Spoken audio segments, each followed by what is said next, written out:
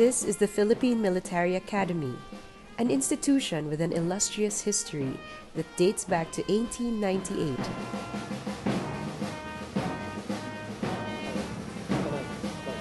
After more than a century, the PMA has remained true to its mission of preparing young men and women for military service.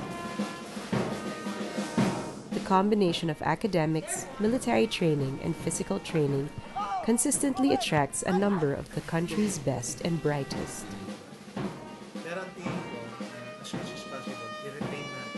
One of them was Nonato Alfredo Peralta Jr. Nung bata ako, yung hibla ng kapayapaan at saka yung gera, sundalo, magkakapatong-patong, hindi pa gaano maliwanag. Go sa kaliwa!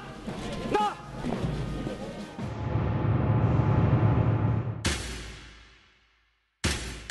Back then, being in a military academy essentially meant learning how to fight. Ang binuo nun dito sa PMA, nung nandito ako, nung kadete ako, talagang skills, combat skills. It was a given that life after the academy, the life of a soldier, was a life of war.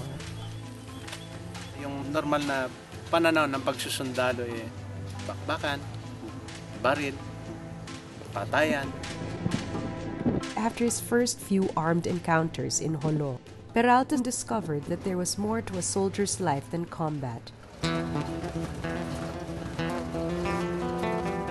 Meron mga instances, encounters namin noon, kung saan meron mga naiipit na sibilyan. May nakita akong bata namatay, matanda namatay, na nako-crossfire. Yung pag nakita ko rin yung sundalo ko, yung unti-unti siyang namamatay, nawawalan ng dugo.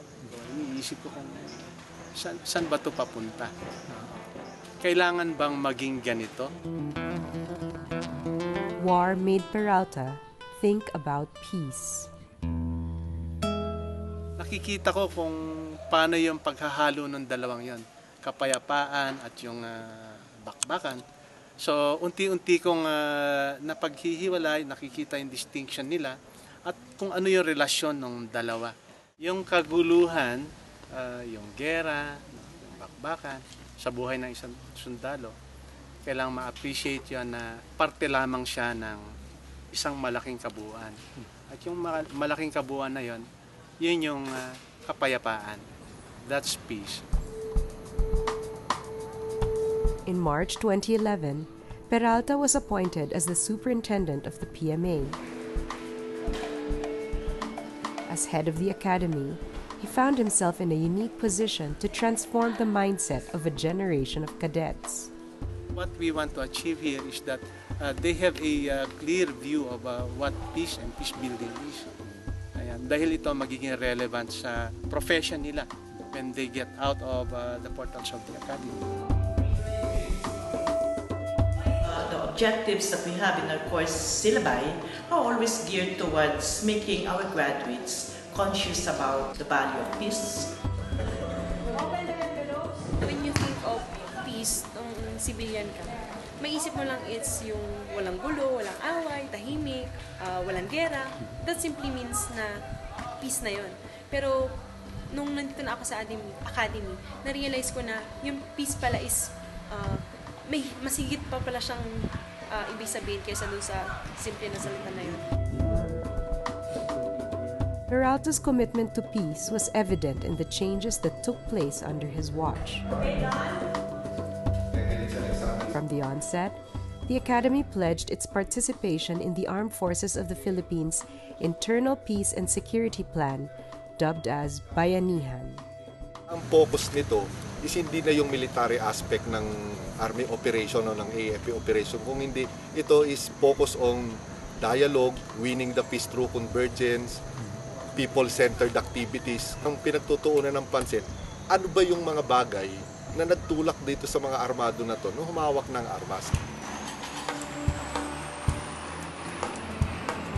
Another concern, how do we review the outcome of what a PMA graduate should be?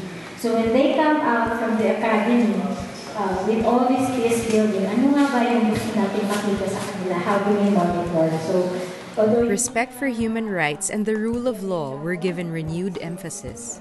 To develop courses on peace building, the Academy partnered with Balay Mindanao, a non-government organization dedicated to promoting a culture of peace.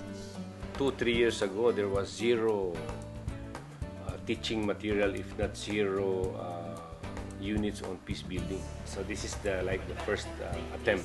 Kaya we have now lieutenants, first lieutenant, second lieutenants, na hindi ganun talaga ka-war recruitment. Kasi dito pala, nagkaroon na sila ng awareness na may alternative naman pala. Hindi naman kailangan. We requested Balay Mindanao to train yung mga trainers natin dito. We want PMA to acquire that capability na siya mismo, by itself, it can train its cadets on peace building. In order to provide cadets with hands-on experience in interacting with civilians, they are brought out of the classrooms and into the real world through community immersions. Isang malaking chance yun, opportunity yun sa amin para ma-expose kami sa outside world. Kasi syempre po dito sa PMA, parang kami-kami lang mga kadete. Iba pa rin yung kapag merong touch ng reality.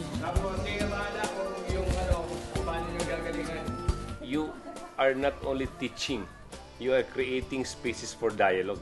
I'm very excited to imagine where people will be skillful in analyzing problems and in finding solutions other than military solutions.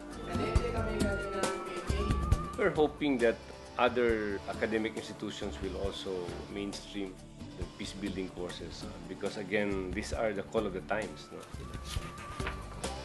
Thankfully, champions for peace like Peralta are heeding the call.